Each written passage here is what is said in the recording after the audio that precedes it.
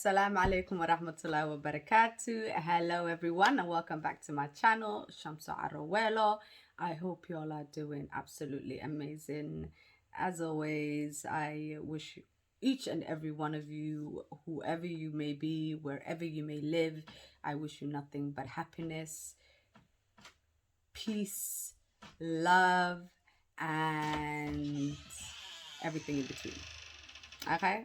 Success and all. Ooh, I am here today to talk about toxic families and what that looks like within the Somali community, because as much as we like to say it doesn't happen within our community, it's just individual, small number of families.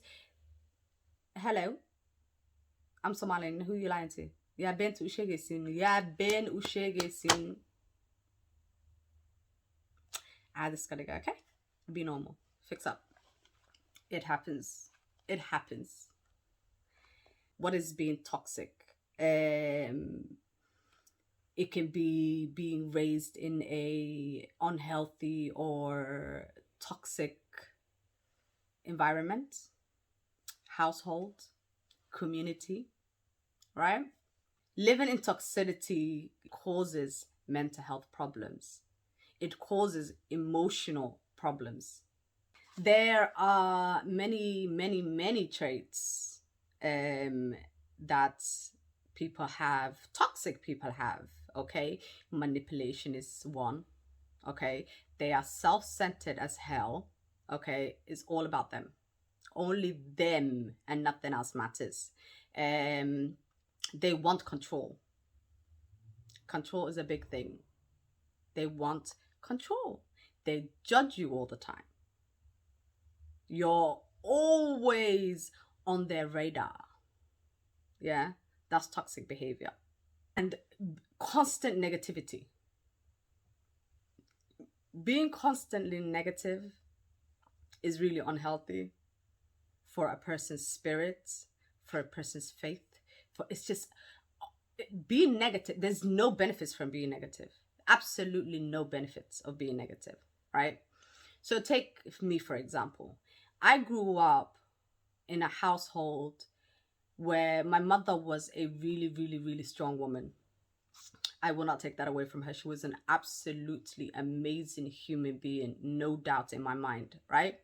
I felt like in my childhood, it was always the girl cleaning the house. It was always the girl assisting to cook. It was always the girl tidying things up.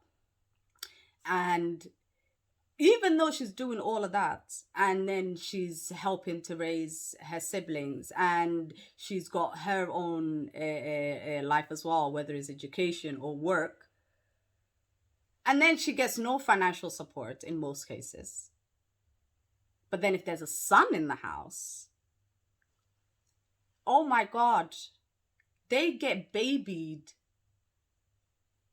like Allah has painted them in gold. Like they get treated with the utmost respect. Yeah, where the girls is completely opposite. They are disrespected. They are put down, and they're treated like maids, as if their education doesn't matter, their dreams don't matter, their well-being doesn't matter. Ayaka waxay rabaan iyo hamigooda doesn't matter.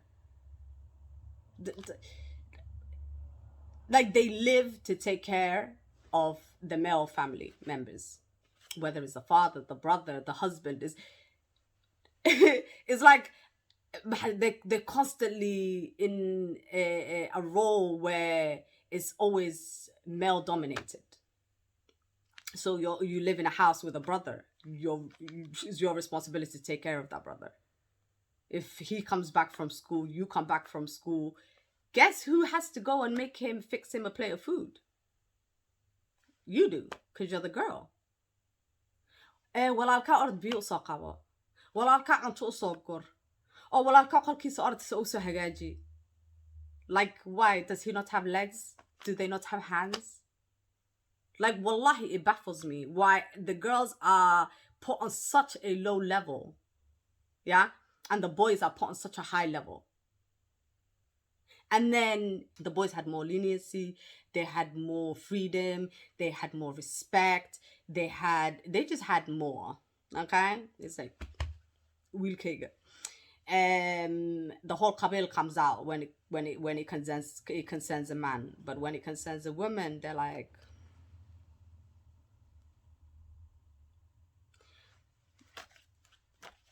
what ends up happening is these boys who are mothered and babied, and whenever they want something, they automatically get. Where the girl, even if she works, she's still expected to help out in the house financially. Where I feel like there's more leniency on the boy or the man. In this case, we'll just call them boys. And it makes no sense. Like, why is there so much responsibility and pressure put on the head of a daughter, or the head of a mother, or a wife? Like, it absolutely baffles me. But this is common behavior. This is common toxic behavior within the Somali community that needs to absolutely change. Okay? Because we're not having any more of that shit. Wiilka qiimihiisa iyo gabarta qiimaheeda is exactly the same. So you have to treat them exactly the same. Gabartan hadday maanta wax walaalkeed ay u keentay, fadhigii ugu keentay, biri inuu fadhiga ugu keeno waa ayada. So u dareemo, yeah, nin iyo maxaa dhahay ishag naagse oo iskula dhaqmaan with respect, because ayada naag waaye asagana nin waaye. Hay maanta dhan haddaa dhahday markay hebel koobkaas walaalka u keen, finaanadaas walaalka u laalaab, and that's all he hears, and he's not doing anything for himself, then obviously he's going to rely on a woman for absolutely everything. He's going to have really high expectations because he was treated like a king in a house, and he watched the downgrading of his sisters. And then there's another one, which I really hate, is if you, oh my God, do you know how many girls I know that were beaten up in public by their brothers? Why you out? Why you on the street? What the fuck? Why are you here? Why are you on the street? I need to just tag and I do a tag and tag. So I know why it delay. That don't make no sense.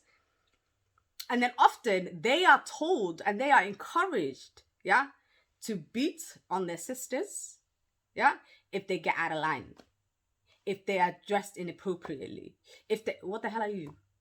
Who made you the security guard? Who made you the haram police? But then their actions are not viewed as anything, whether they take drugs, whether they are alcoholics, whether they, it doesn't matter what they are. They fell off, even if they fell off life, completely fell off, they'll still be clapping for them. They'll still have like that love and wanting to like help, and I'm like, why don't you not have the same energy for your daughters? Because they are the ones that are doing the most. Makes sense, right? No. In my house, oh my God, the family members would come. Shamsa ard shaha no kan. Shamsa ard halwada iyo biscuits so diyaari. And I hated it. There was an incident one time where I was in the kitchen, and whilst I was in the kitchen, my male cousins came to the house, right? And then my brother was there as well. He opened the door. I was in the kitchen. So is the kitchen, is the garden, the kitchen, the living room, and then outside, upstairs, and then there's the outside door. How the hell do you want me to... Hold on, let me tell you the story before I get ahead of myself. He comes into the kitchen whilst I'm trying to get out, and he's like, he literally holds me and he pushes me back a little, and he's like, you're not going out like that. I'm like, go out like what? What do you mean? I'm wearing like a dress, a night dress, really long one, by the way. It's called a bati. I was wearing a bati, and then he comes and he's like, you can't go out. I'm like, why? And he's like, because your hair is out. And I'm like, these are my cousins. My cousins. And bear in mind, this is, I think I was like 15, right? And I'm like, they're my cousins. And listen, I don't like people telling me what to do. I never like people telling me what to do, especially men. I did not like men telling me what to do. And I have respect for my brother, but sometimes he gets out of line, right? And so he said to me, you don't have a headscarf on, go and get one. So I'm like, where the hell is the logic? You have barricaded me in my kitchen, okay? I can't leave because in order for me to go and get a headscarf, I have to physically pass the living room where they are, where they will see me, and then go upstairs. So I said to him, why don't you go get me a headscarf? And he's like, no. Why are you not wearing one? It's my house. What the hell do you want me to walk around every single day with a headscarf on just because Abdi and Farah and Abdullahi might come? Aboe, go and get me one. Hadika, get the fuck out of my way. Move out of my way. He's like, he tried it. He tried me. And he's like, oh, wallahi, keep talking to me like that. Like I'll put you on the ground and I'll put my foot on your neck. I'm like, hold on. So you trying to tell me that I have to try somehow teleport out of the kitchen, yeah? Or just click my hands and automatically become invisible because I have that talent, and go past the living room and then go upstairs and get a headscarf and then come back and then go in the kitchen and act like I had the headscarf on the whole time.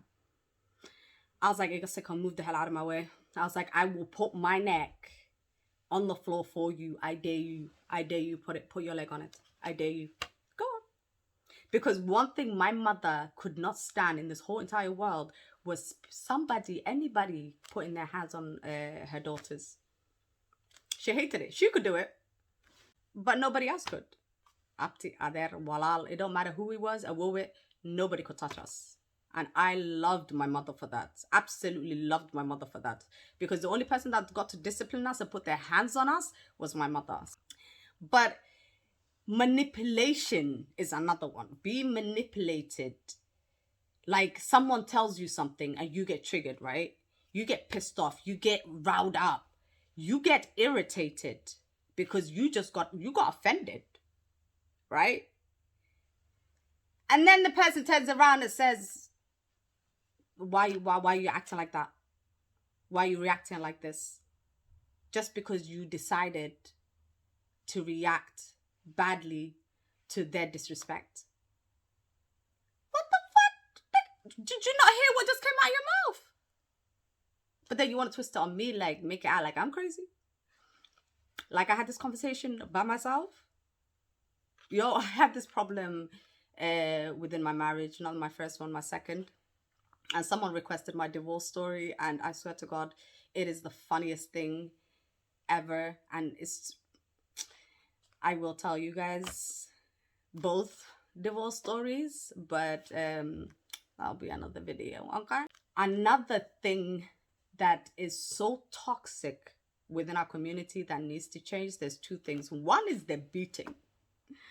The beating, I think now people fear social services and the police getting involved and shit. But the beatings that I used to get were illegal, okay? They were illegal. Habar, the cursing. And when I say cursing, I don't mean swearing. I mean actual curse. Curse is so toxic. I think is the one most toxic thing or trait or behavior that is so unacceptable within the Somali community that it needs to fucking end, okay? Because wallahi billahi, it causes such severe mental health problems, such as depression, such as anxiety, your self-image, your self-esteem, your self-worth. It changes all of that, okay? And it affects because it happened in your childhood, it affects how you grow up. It affects how you see things in life, right? And this is itin.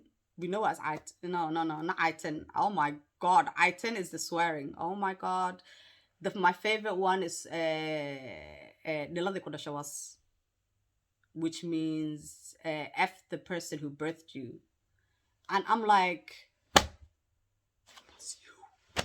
you can't even say that because you get the slap of your life. You just have to sit there and take it. And then there's Sharamoto, there's Lilo, they're very inventive because it's the same word, ho ho ho, but it's so many different words. Lilo, Sharamoto, Kahbo. I'm sure you guys can help me with a lot more. Maybe yours was different. They were very inventive when it comes to swearing, which is not nice because their swearing goes on another level. Like, it's another level of an insult. Like, they won't just insult you, they'll insult your whole entire bloodline. But then you get confused because you're insulting yourselves. Like, I don't get it. But then you kind of feel insulted even though you're being, your whole entire generation, your whole make, everything will be insulted, your DNA, everything, right? Which is really, really unhealthy. Wallahi, is unhealthy. I think as an adult now, I laugh about it, but it's really not funny. It's really, really not funny because it made me see things differently. I probably would have had a better life without that shit, okay? But cursing is, also in my language, is habar. Habar, cursing your child, like actually cursing your child, is forbidden in Islam, okay? So listen, Somali, you can't take some parts of the deen, yeah, and teach it, accept it, condone it, and then leave the rest so that no one can see that shit. It's forbidden for you to habar your child. It's forbidden for you to curse your child. cunugaada ma habaari kartid. Ilaahay ka xaraamay. Ma habaari kartid. Because hooyo cunug dhashay mase aabbo cunug dhalay. How? qalbigay ku habaaraysin horta. Qalbigay ku habaaraysin. That don't make no sense. Habaarkiina ma bagaarayo. And any person who thinks, oh, waalidkaygu waa habaarka ma gaarayo because it's forbidden, it's haram. Haram ay ka tahay inaa lagu habaaro. Because that is your parents. But for some reason, Somalida waxaa ka dhaadhacsan waalidkayga hadday ay habaaraan, that said nolosha ka dhaca. Abo macaan war ma kuu sheegaa? Abaay macaan war ma kuu sheegaa? Nolosha waxaa ka dhace, yeah, if you live with that toxicity, nolosha ka dhace. Haddii lagu habaaro, guri lagugu habaara, lagugu cayna aad joogtid, markaasa nolosha ka dhace. Habaar nolosha makaa ridayo. Ilaahay is for Ilaahay to accept or deny. But hadduu waalid afkiisa kasoo baxaya habaar, especially the ones that we hear within the Somali community. I'll give you all an example. So they say things like, look to kago, which means go have your leg cut off. Indaha ka soo dhaco, which means may your eyes fall out. Baabuur aku dardaro. May you get hit by a car. Or they go deep and they say things like, I should have never birthed you. It was a mistake. You were a mistake. They'll say it proudly. Or they'll say, which means the day that I birthed you, I should have just binned you. Who says things like that to the children? And there's many inventive. If you guys have ones that you've heard, please put it down in the comments below because I want to see it. I don't condone that shit. That's not okay because that will cause the child, self-love will fly out of the window. They're gonna make really bad choices in life if you abuse your children in this way. If you manipulate them, if all you can think about is yourself and not them, then wallahi billahi, First of all, I can't even say you shouldn't be parents, or you should have your children taken away from you, or I don't know you. I don't know your intentions. I don't know your past. I don't know your trauma. I don't know nothing. And I know people, toxic people or negative people are like that for a reason. It could be because of lived experience. It can be because of a trauma. It can be because of the way that they were raised. It can be because they are a product of a war. It can be because they are a product of immigration. It can be many, many things, right? I do not judge. But there is a line where I know that there's so much potential within the Somali community, but because of the things that we are doing, because of the damages that we are causing, yeah, to our young children, to the younger generation, who are then going to grow up, yeah, with the same toxic mindset, and then what they're going to do, pass it on to their children because that's all they've ever known. That is not okay. Somalian men, I really want to know. Do you guys have limpy? Please keep toxic people out of your life. It doesn't matter whether it's a mother, father. Please don't feel guilty. You are worth it. Okay, you deserve to have an amazing life. So please don't forget that. If you are new, please subscribe, like, and hit that bell to be notified of my next video. And please comment, because I love reading your comments. You guys actually make my day every day, and may Allah bless you. I love you. Thank you so much.